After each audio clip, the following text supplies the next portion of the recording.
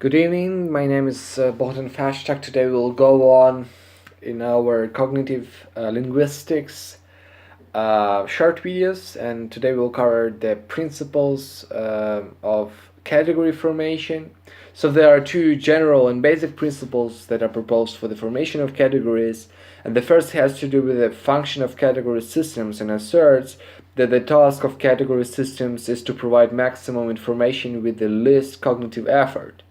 And the second principle has to do with the structure of the information so provided and asserts that the perceived world comes as structured information rather than as arbitrary or unpredictable attributes.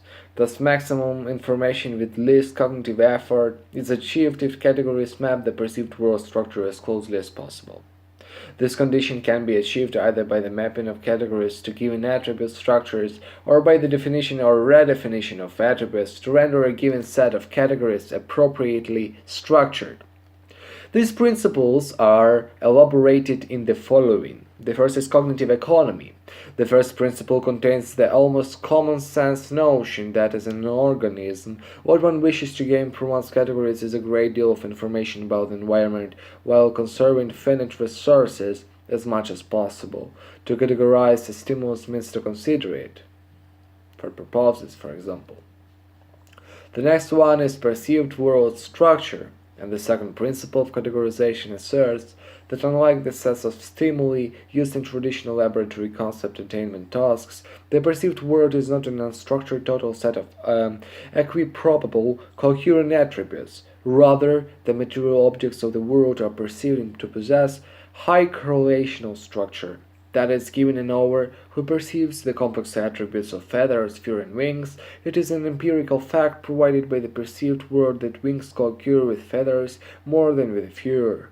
And given an actor with the motor programs for sitting, it is a fact of the perceived world that objects with the perceptual attributes of chairs are more likely to have functional sit-on-tableness than objects with the appearance of cats. In short, combinations of what we perceive as the attributes of real objects do not occur uniformly.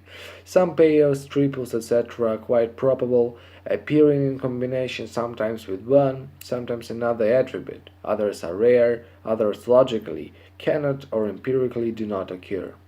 It should be emphasized that we are talking about the perceived world and not a metaphysical world without a knower.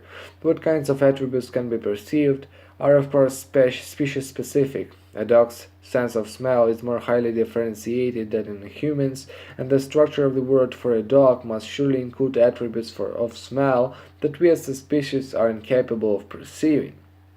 Furthermore, because a dog's body is constructed differently from a human's, its motor interactions with objects are necessarily differently structured. The out there of a bat, a frog, or a bee is surely more different still from that of a human.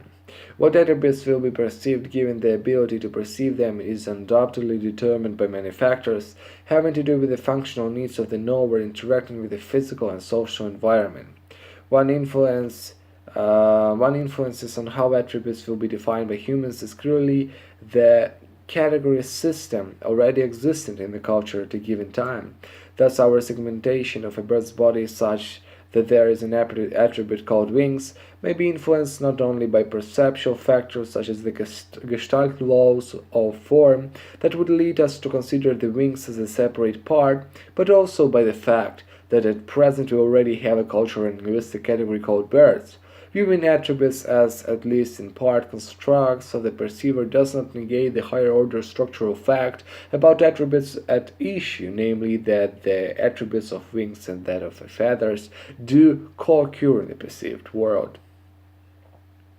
These two basic principles of categorization and drive forward toward cognitive economy combined with structuring the perceived world have implications both for the level of abstraction of categories formed in a culture and for the internal structure of those categories once formed. For purposes of explication, we may consider of category systems as having both a verbal and horizontal dimension. The vertical dimension concerns the level of inclusiveness of the category and the dimension along which the terms collie, dog, mammal, animal, and living thing vary. The horizontal dimension concerns the segmentation of categories at the same level of inclusiveness, the dimension in which dog, cat, car, bus, chair, and sofa vary.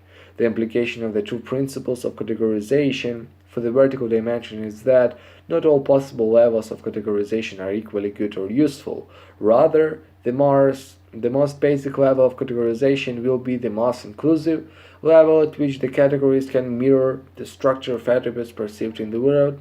The implication of the principles of categorization for the horizontal dimension is that to increase the distinctiveness and flexibility of categories, categories tend to become defined in terms of prototypes or prototypical instances that contain the attributes most representative of items inside and least representative of items outside the category. Thank you very much for your attention. See you in the next video.